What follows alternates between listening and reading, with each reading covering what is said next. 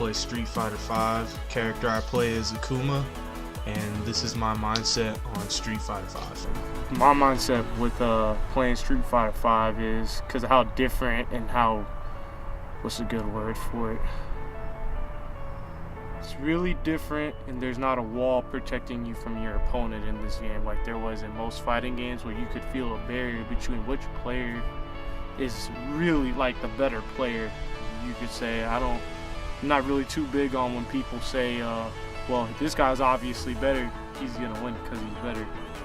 Street Fighter V was meant to be made for a game to where everybody, you know, the average Joe can compete with the pros. That's what they made it to be. So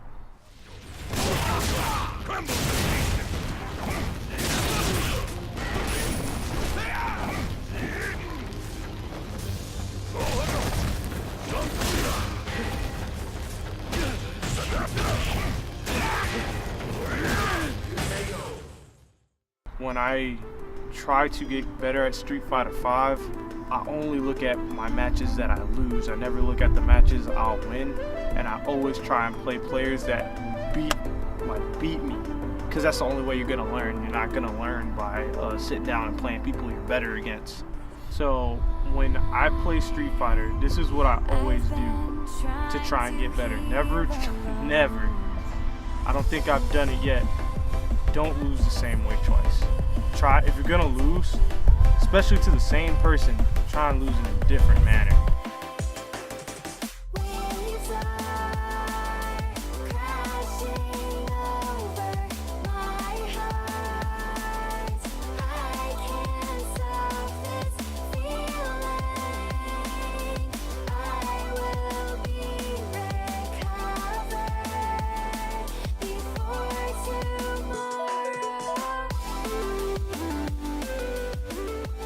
I try to master it, well, not master it, but get a good grasp on it before I just move on to the next thing. And I think that's really important to do. I don't think it's really good to learn, to rush the learning process when it comes to learning a character. I'll go to the lab and practice situations. This is assuming you've already played somebody and you're like, oh, I'm having trouble with this situation. So you use the lab where you can recreate the situation you lost in and find answers. So that's a really good way of learning also. Yo, John, that's real close, yo. Yo, what that's was a that? big wasp, bro. I was like, you gonna move? I mean, that's probably the best thing to do, to sit still so it doesn't get aggressive. That's what I was doing. Oh, okay. He's gone away. Okay. Oh, all goodness. right, cool. You All want me right, to keep go. going? No, let's stop and let's go up here. I was like, I don't get too much involved with tier lists per se. I do believe there are obviously better characters, or like, you know, obviously the better characters, but I do pay attention to the tournament meta, and that to me is what makes a character strong or weak, not necessarily the tier list, even though the tier list can help because, you know, there's matchup numbers and obviously this character has an advantage over this character. I pay attention to what characters are popular in tournament.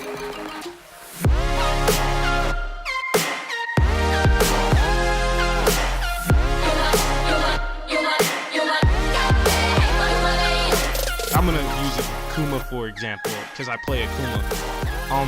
What is the likelihood of Akuma running into a bad matchup? I think he's top 3 right now in Season 3. I really pay attention to the tournament meta, like what characters are being used. I don't really dive too much into, oh well, this is why this character's mid-tier, or this is why this character's low-tier, or this is why this character's top-tier. I go into one character because I pay attention. I don't really pay attention to almost every character on the character select screen, because I mean it's hurt me before, because it took me a very long time to learn the following matchup, and you should learn all your character matchups. I'm not saying don't do that, but you want to really dive into, in my opinion, the popular characters. Like right now, Abigail, you have to know that matchup. You have to know how to fight Abigail. You have to know how to fight Akuma. You have to know how to fight Rashid. You have to know how to fight Akemi. You have to know how to fight Urian. Because those characters, more than likely, once you get into a top 8 or a top 16, those are characters you're going to fight to have to win the tournament.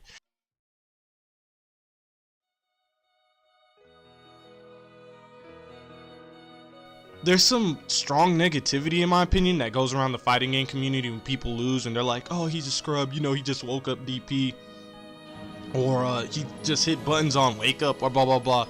Like, if you lose like that, you need to like humble yourself and be like, man, it worked. Hey man, you got hit by that. Like, you got hit by the wake up DP, you got hit by the wake up buttons, you got hit by the wake up throw. Like, you need to ask the player what made them do that to you.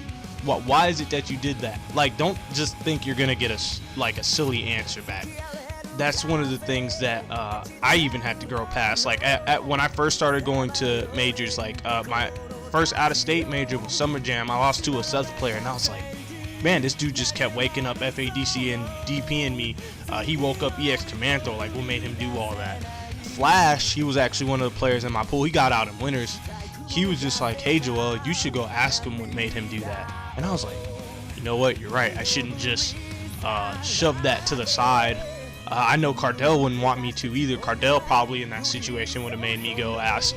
He was just telling me, he was just like, Joel, you're way too solid sometimes. You down back a lot on people's wake up. Like, I knew you were going to bait the DP because I had done it so many times, so I ended up EX grabbing on my wake up. So what I learned that day was that people can mix their defensive options up. People can do what they want on wake up. Not everything, just because it's considered risky doesn't mean that it's not an option. People can backdash on wake up. People can wake up throw, wake up EX command throw, wake up DP. It's an option.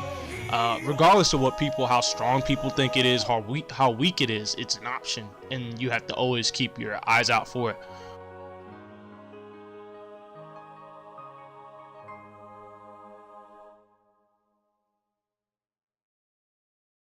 Yeah, bro, this is my baby. This is like my life support, really. I can't work without this thing. There's no public transportation where I live at. I live in the Hidden Leaf. The Hidden Leaf Village, bro.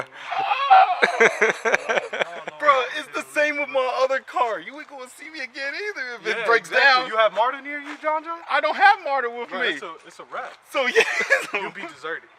And you wanna know the best part?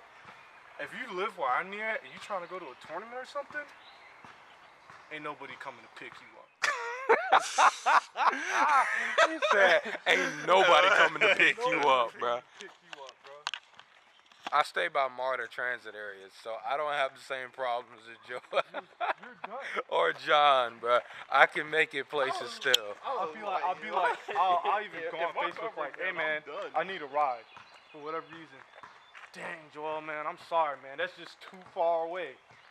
I understand. You know, and it'd be people that I picked up before. But anyway. The shade. Anyway, you know, All right, we're going to get. But, and then that's another. You play timid inside of this game, bro. It's gonna allow people to dash in on you. It's gonna, like, a good example of that. It was like 2 weeks ago. I was doing really good against Neon Birthday, and I rewatched the video because I'm like, man, this fell apart kind of quick. I sent him the losers, and then in grand finals, I'm like, man, he's dashing up the line. Why am I letting him dash in? I had him jumping a lot. I was paying attention to the jumping too much. Yep. So I missed the dashes. I would let him dash in. I'm like, bro, this is working a lot. Why is this working? It's because I stopped paying attention to the ground so much, and I was so worried about his jumping. Yeah. So that's my mindset right now in a nutshell, is be able to adapt. I think that's what's considered high level play in 5, is two players adapting to each other back and forth. That's the level I want to play at. I think that's top 8 level. I think that's win a major level. I hope this helped people. Thank you for listening to me, and I also want to thank It All Starts Now, my friend Jonathan Harmon, for having me and let me, have a voice to maybe help somebody out there, because I know that if it wasn't for a lot of the players that I met, that I wouldn't be as good as I am today.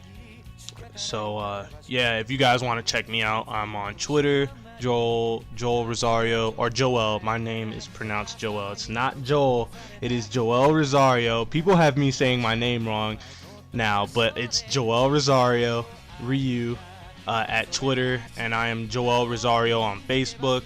My handle I play on a lot of accounts now, but my main account is Yomi Moto on CFN. PSN is Rose Joe, capital R, capital J.